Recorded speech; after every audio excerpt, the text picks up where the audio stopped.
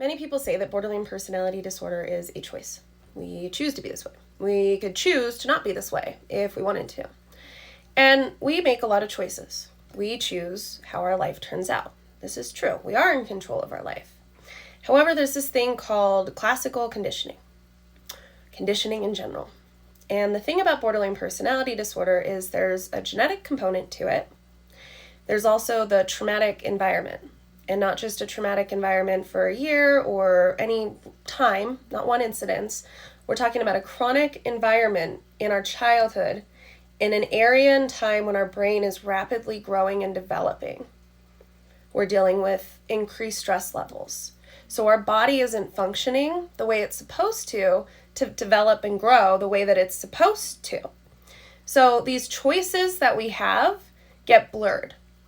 So to somebody that's able to grow and develop in a standard environment with minimal stress responses, has traumatic instances, sure, but they're not chronic, okay? They may build a different sense of control. They may still have identity. They may still have purpose. They may still have these core foundations about them to make sound choices when they become adults in their future. They can make these sound decisions. They can go and get help because they feel unstable. They can sense it.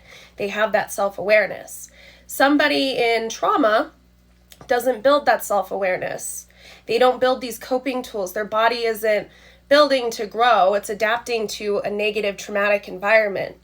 It's not taking time to pause and reflect and make these decisions and think about it rationally or reflect on anything.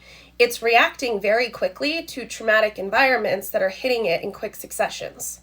So it's building very, very maladaptive neural pathways here, okay? So we do have choices, but what happens is that we can't see any other choice available to us or any other research or see any other perspective until we can get out of the negative environments that we're in, until we can get into a peaceful environment, until we can get into healing, until we can start to break the neural pathways and strengthen them in a different way. Then yeah, we can absolutely learn, like, oh, we have choices, like other choices. These aren't our only choices.